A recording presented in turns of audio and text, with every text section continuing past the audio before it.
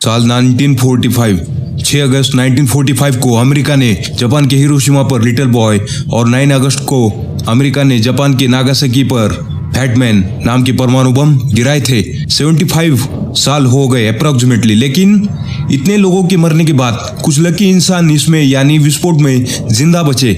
लेकिन वो जिंदगी क्या जिंदगी थी, जीते जी ऐसा नरक देखा कि उल्टा जो मरे थे वो नसीब वाले थे।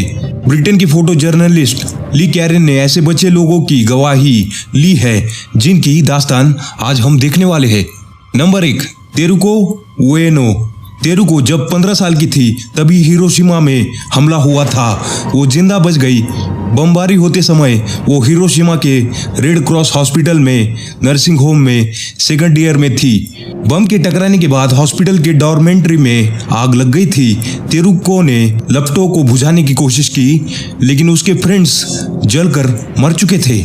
लेकिन उसे जले गले अजीब तरह से जख्मी हो चुके लोगों का इलाज करना पड़ा। उनके साथ रहना, खाना भी ठीक से मिल पाना मुश्किल था। ये सब चुनौतियां थी उसके सामने। ग्रेजुएशन के बाद भी तेरुको को वही काम करना पड़ा जो उसे अजीब सा लगता था। बाद में उसकी शादी हुई उस शख्स से जो हमले से जिंदा बचा था। होपफुली बच्चा स्वस्थ पैदा हुआ। लेकिन तेरुको का कहना है कि हाँ, मैंने नरक देखा है, जले सड़े हुए लोग, अजीब सा माहौल, और भगवान करे ऐसा दोबारा ना हो। Number 2, Emco Okada.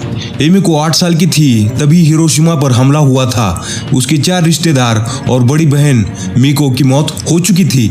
एमिको और उसके रिलेटिव्स के कई फोटोग्राफ्स नष्ट हो चुके थे, कुछ बचे थे जिसमें उसकी बहन की भी थी। एमिको का कहना था कि मेरी बहन सुबह बाद में मिलती हूँ कह के निकल चुकी थी। वे 12 साल की थी, लेकिन वे फिर कभी वापस नहीं लौटी। किसी को पता नहीं कि उसके साथ क्या हुआ था। उसकी डेड बॉडी भी कहीं नहीं मिली। सबने बुरी ताकत लगाई, नतीजा असफल। किसी को पता नहीं कि उसके साथ क्या हुआ। लेकिन एमिको का कहना है कि वे कहीं ना कहीं जीवित होगी। एमिको की मां प्रेग्नेंट थी। उस वक्त खाने के लाले थे, चोरियां होने लगी थी, रेडिएशन का खतरनाक लेवल था। एमिको के बाल झड़ रहे थे, उसे एनीमिया भी हुआ, लेकिन वे बच गई। एमिको आज भी डरती है जब सूरज लाल हो जाता है, यानी ढलान के काल में, क्योंकि उसे लगता है कि कहीं ये फिर से हमला तो नहीं हुआ। इन शॉर्ट, उसे जलता हुआ शहर याद आने लगता है। नंबर 3, रिको। सुबह सुबह हुई हवाई हमले की चेतावनी। इस वजह से रिको घर पर ही थी। जब उसे लगा कि सब ठीक है तो वो पड़ोस वाले मंदिर पर चली गई। वहाँ बच्चे पढ़ने के लिए इकट्ठा होते थे। 40 मिनट बाद रिको वापस घर पर आ गई। रिको ने घर के अंदर कदम रखा, लेकिन तभी आंखों के सामने तेज रोशनी से रिको की आंखें कौंध गई। उसे कुछ समझ नहीं आ रहा था। सब कुछ सफेद हो रहा था। अगले ही पल जोरदार धमाका होता है और रिको के सामने सब अंधेरा छा गया। वो बेहोश हो गई।